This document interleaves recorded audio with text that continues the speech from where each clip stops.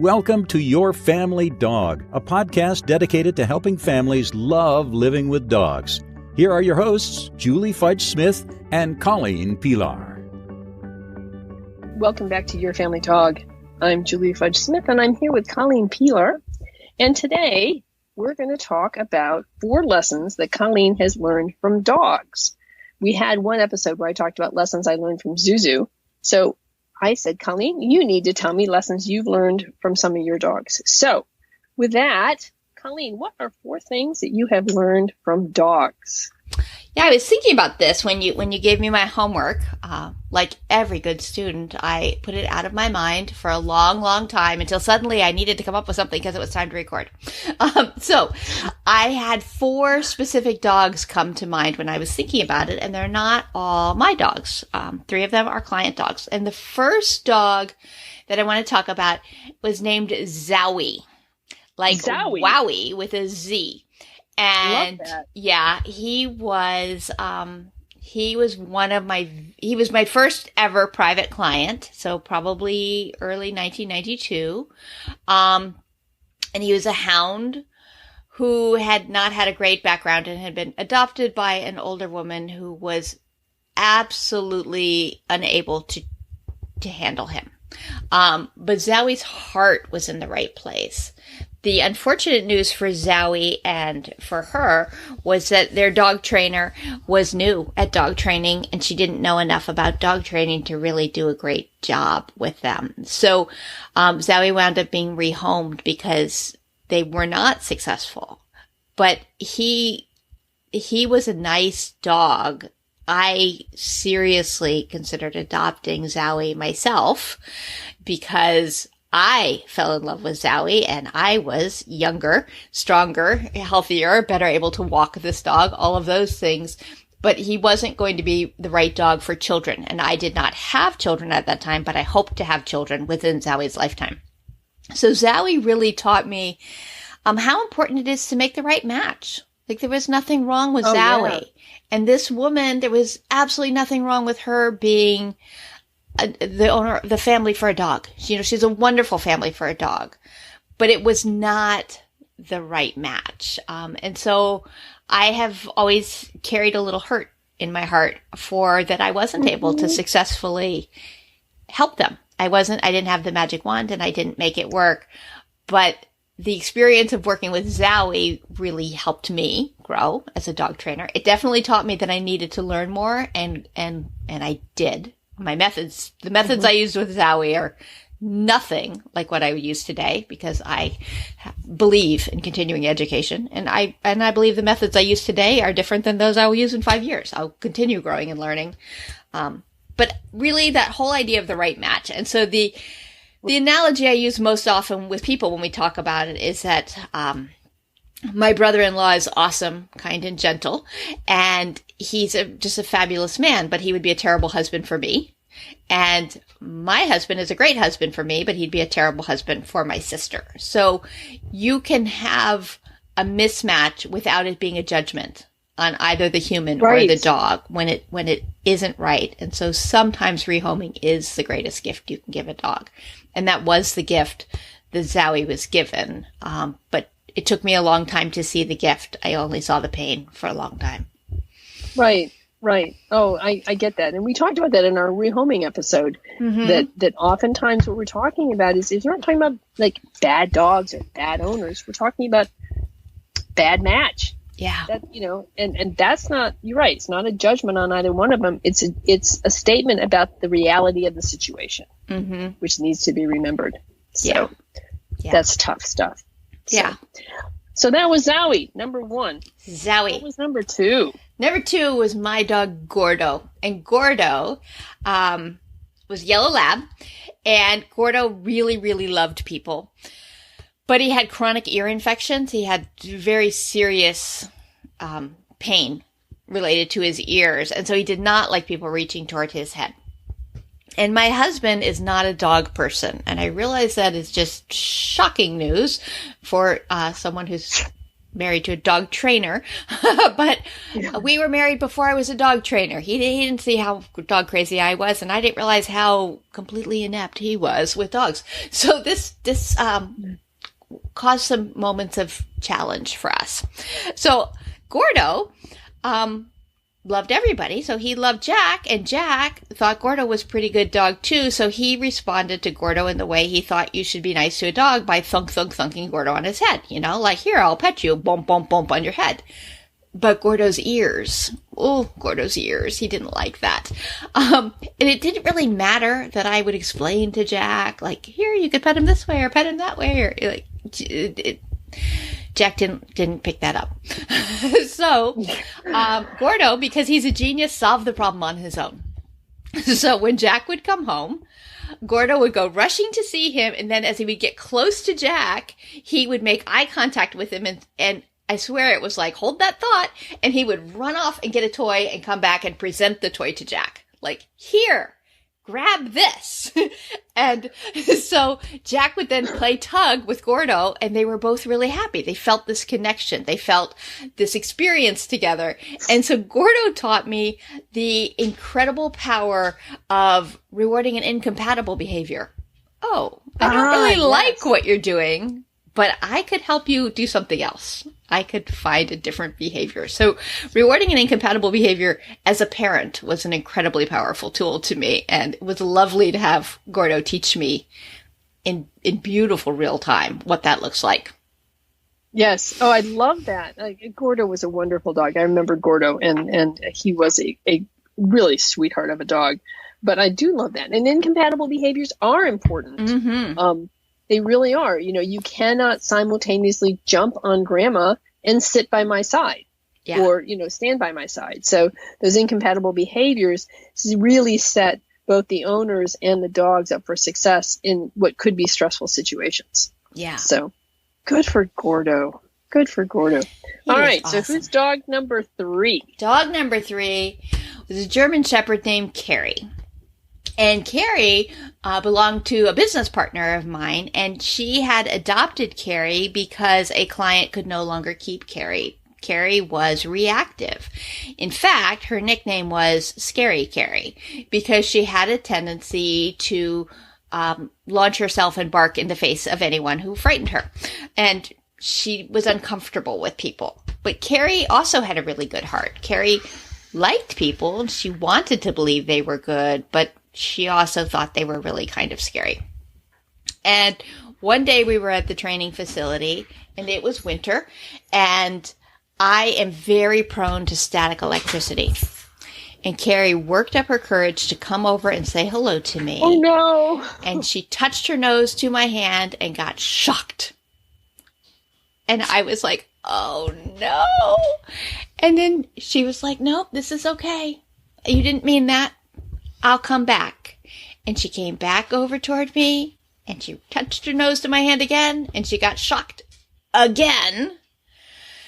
And then it happened a third time. So 3 times this dog, who had a history of reactivity, was giving me another chance to be her friend. And 3 times I blew it because I was full of static and it was winter. And every time she got shocked on her nose. So It was very sad. It just broke my heart because poor Carrie was really working.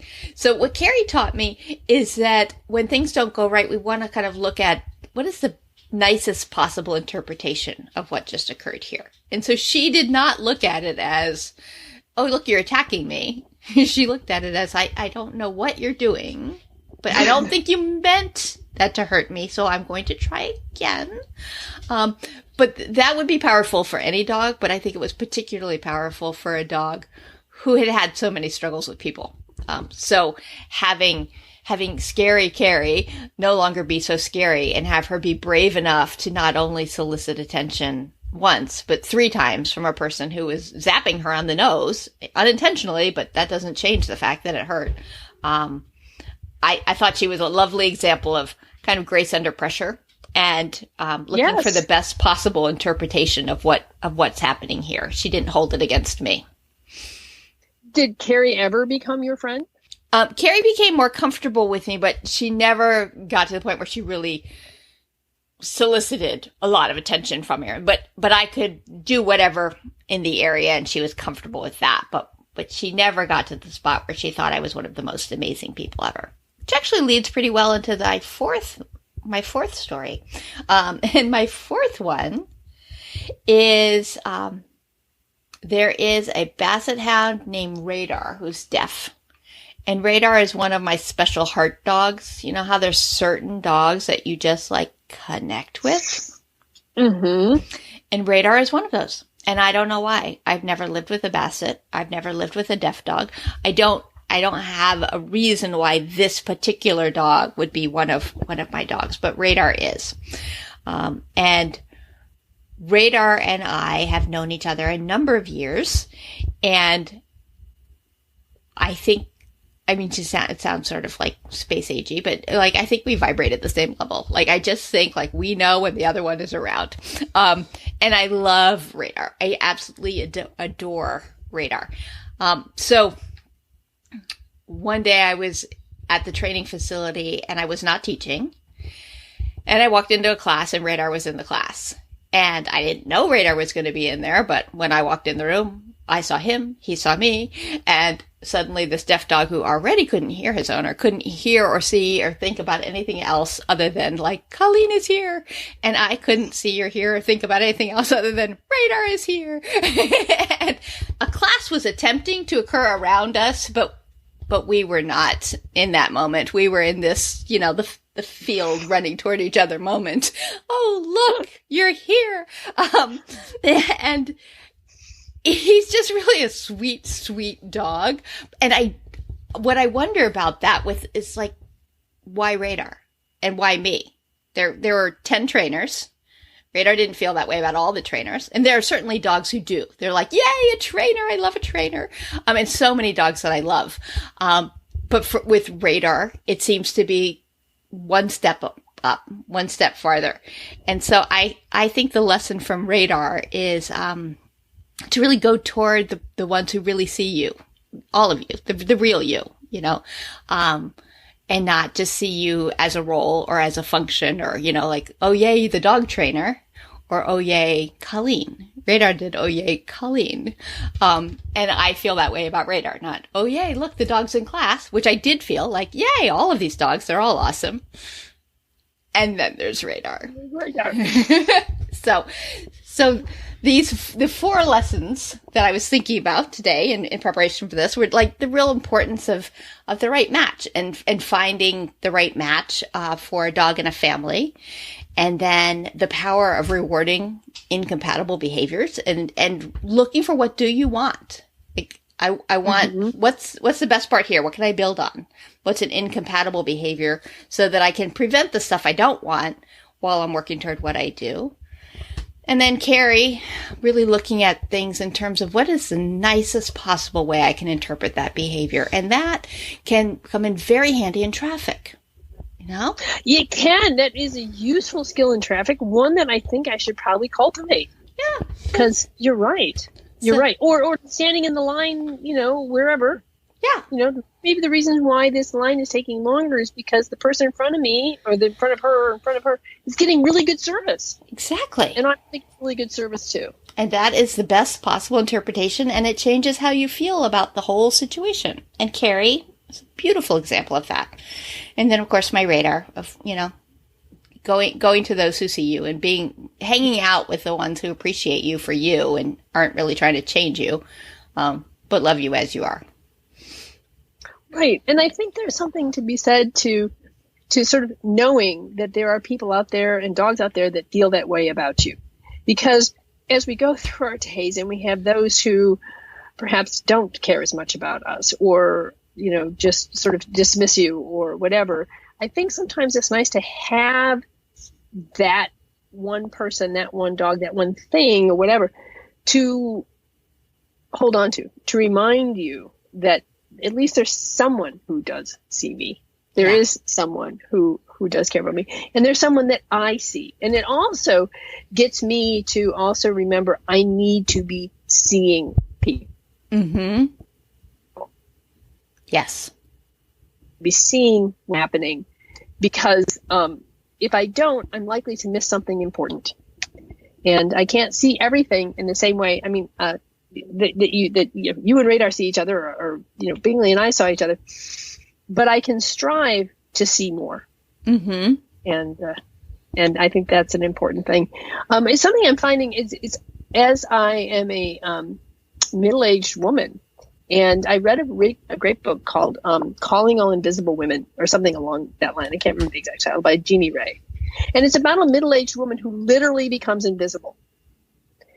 She has her clothes and her hair, but the rest of her is invisible, and no one notices. No one notices that she's not there because she's middle-aged. And that's what happens to middle-aged women. We become somewhat invisible. Mm-hmm. And so that's something that I have experienced a lot in the last year is my own invisibility. And so it's led me to think about, do I treat others as being invisible? Do I not see them, for one? But how do I aid in my own invisibility? Do I found that though no one would believe it listening to this podcast, I actually talk less than I used to.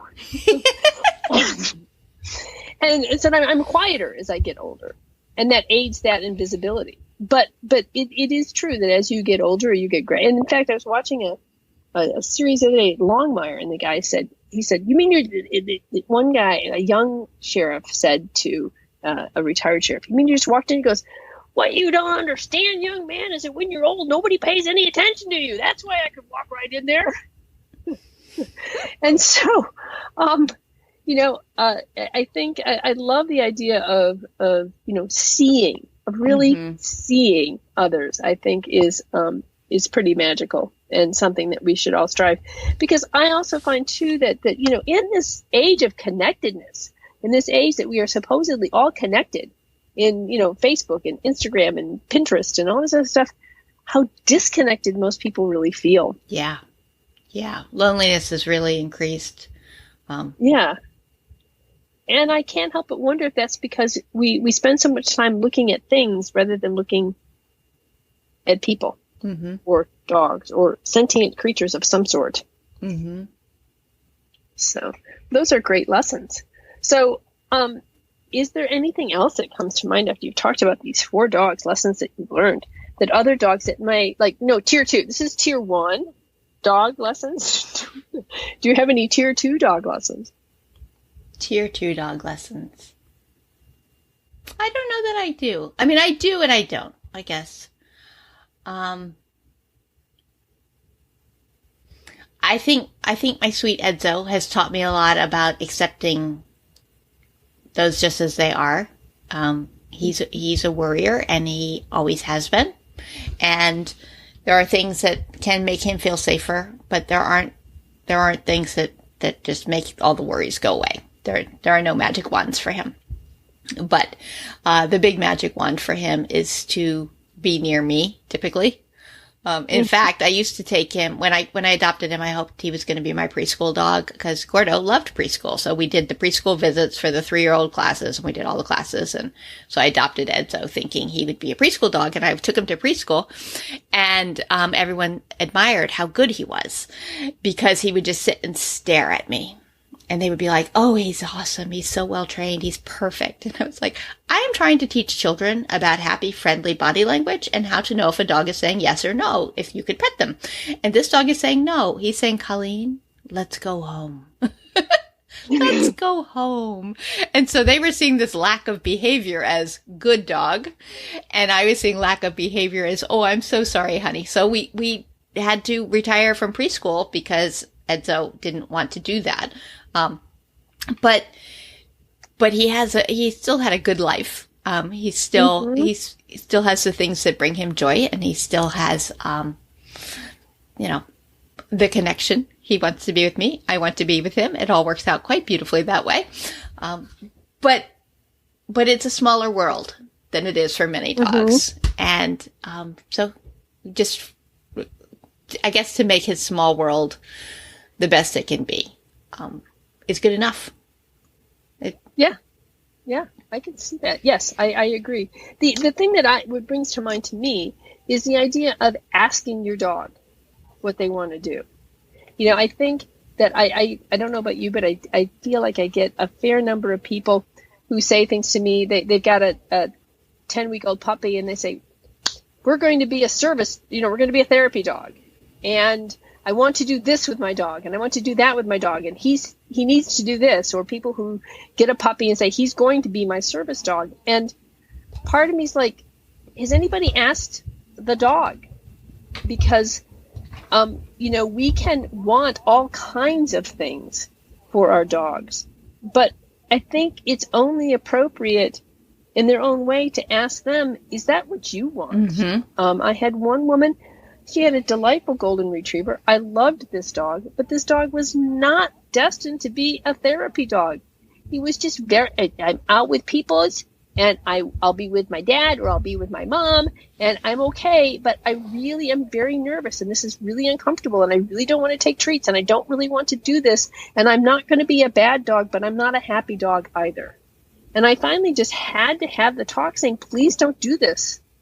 Please don't force him to do something that he is clearly uncomfortable doing. Mm-hmm. So I think that one of the things that I have learned from my dogs, and one of the things that Zuzu has taught me, is that she's not Bingley, and that's fine. She can't and won't do the things that Bingley did, and that's perfectly okay. Edzo's not going to do what Gordo did, and that's okay.